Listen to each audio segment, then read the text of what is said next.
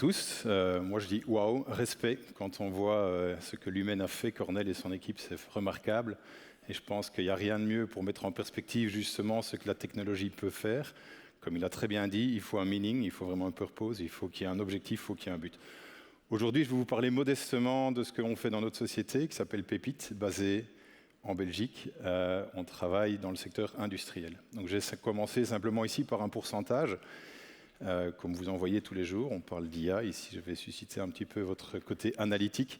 29%, ça représente la part que représente le poids du secteur industriel dans les émissions de gaz à effet de serre au niveau mondial.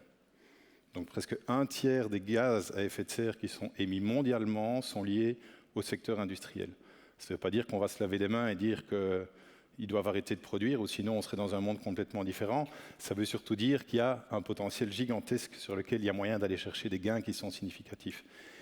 Et c'est ce qui nous anime dans la société, Pépite, tous les jours. Nous, ce qu'on cherche vraiment à faire, c'est travailler auprès de ces acteurs dans le domaine industriel pour faire en sorte que sur base de leurs données de production, on applique tout un ensemble d'algorithmes qui vont leur permettre de baisser la consommation d'énergie, qui va leur permettre de produire une qualité qui est meilleure et de consommer moins de matières premières.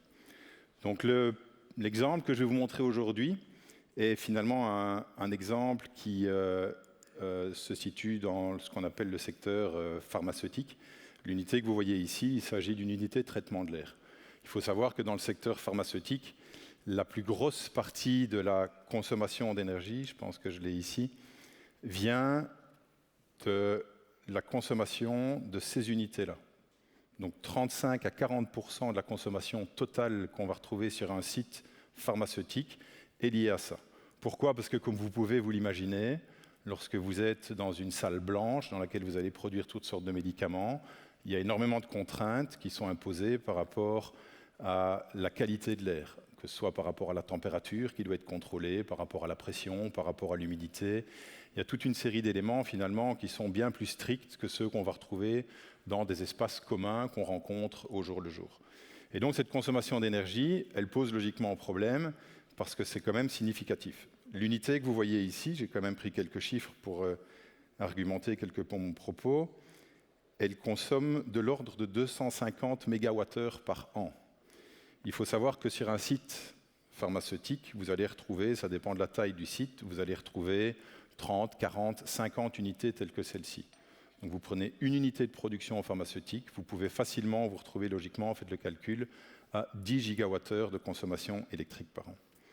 Donc qu'avons-nous fait dans notre démarche, l'accompagnement de nos clients? On prend d'abord un petit inventaire de l'ensemble des données, on cherche à comprendre quels sont les éléments qui sont contraints sur lesquels on ne peut pas travailler, sur lesquels on est obligé de se conformer, et on cherche à comprendre également quels sont les éléments sur lesquels on peut jouer. Donc certains paramètres sont influençables. Ce genre d'unité, comme beaucoup d'unités industrielles, finalement, va être installé avec un ensemble de paramètres qui sont pré-réglés.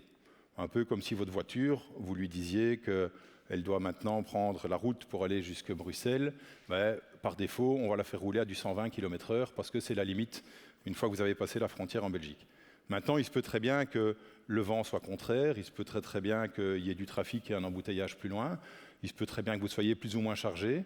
Si l'objectif n'est pas d'arriver le plus vite possible, mais de consommer le moins, vous allez adapter votre conduite.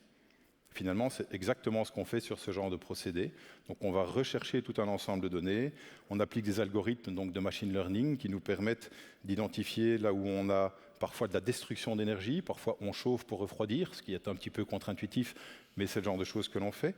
Ça nous permet de mieux comprendre, de mieux appréhender les conditions de fonctionnement et de donner des consignes qui sont optimisées. Quel en est le résultat finalement? C'est qu'on en arrive à 27% d'économie sur ce genre d'unité. Donc si maintenant vous mettez ça en perspective sur ce que je vous disais, 10 gigawattheures sur un site, on arrive plus ou moins à l'équivalent logiquement de 2,7 gigawattheures, ce qui représente plus ou moins 1000 tonnes de CO2 équivalent par an. Tout dernier point, sur les 22 secondes qui me restent. Vous allez parler d'IA, on en a parlé beaucoup avant, et de la consommation de l'IA. Il faut savoir que ce qu'on va chercher comme économie, comme gain ici, comme je viens de le dire, on est de l'ordre de 2 700 000 kWh d'énergie épargnée par an.